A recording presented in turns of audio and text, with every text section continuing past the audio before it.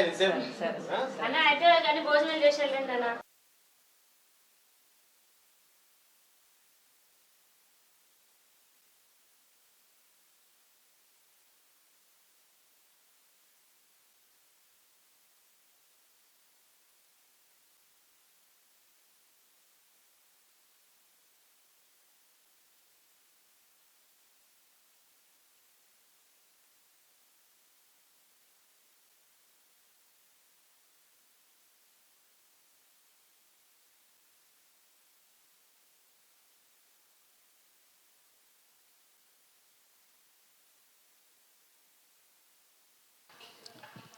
ఇప్పుడు ఈ నాయి బ్రాహ్మణ కాలనీకి సంబంధించి రుక్మిణి గారికి రీసెంట్గా లాస్ట్ 3-4 మంత్స్ బ్యాక్ రాష్ట్ర ప్రభుత్వం కేంద్ర ప్రభుత్వం కలిసి నిర్మిస్తున్నటువంటి ఇల్లు మంజూరైంది.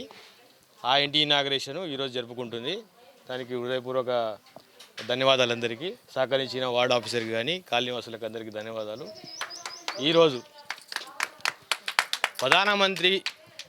ప్రధానమంత్రి ఆవాస్ యోజన కింద నరేంద్ర మోడీ గారి ప్రభుత్వం లక్షలాది మంది నిరుపేదలకు, ఇల్లు లేనటువంటి వాళ్లకు సొంతింటి కళ నెరవేరుస్తున్నందుకు, భారతీయులైనందుకు అందరికీ నరేంద్ర మోడీ భారత ప్రధానమంత్రిగా 15 సంవత్సరాలుగా పనిచేస్తున్నటువంటి నరేంద్ర మోడీ గారికి హృదయపూర్వక ధన్యవాదాలు తెలియజేస్తున్నారు.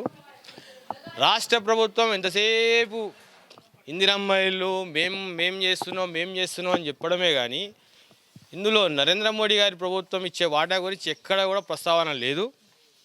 భారతీయ జనతా పార్టీ కార్యకర్తగా ప్రజల్లోకి వెళ్తాం, నరేంద్ర మోడీ వాటా ఎంతో ప్రజలకు చెప్పి తెలంగాణ రాష్ట్ర ప్రజలకు చైతన్యం చేస్తాం. తద్వారా రానున్న 2.5 సంవత్సరాల్లో జరిగే ఎలక్షన్లో భారతీయ జనతా పార్టీ జెండా ఎగరేస్తాం. ప్రజలకు ఎల్లవేళలా వెంట ఉండే ప్రభుత్వాన్ని కల్పిస్తాం. ఈ బుడాయి ప్రభుత్వాలని మేము అతి త్వరలో పారదోలి సామాన్య ప్రజలకు అండదండగా ఉండే ప్రభుత్వాన్ని మేము తీసుకొచ్చే ప్రయత్నం చేస్తాం. అందుకనే గల్లీలోకి వెళ్తున్నాం, ప్రజలకు చైతన్యపరుస్తున్నాం, కేంద్ర ప్రభుత్వం ఇచ్చే వాటా గురించి తెలియజేస్తున్నాం. తద్వారా ప్రజలను అందరినీ ఏకాకృతం చేసి భారతీయ జనతా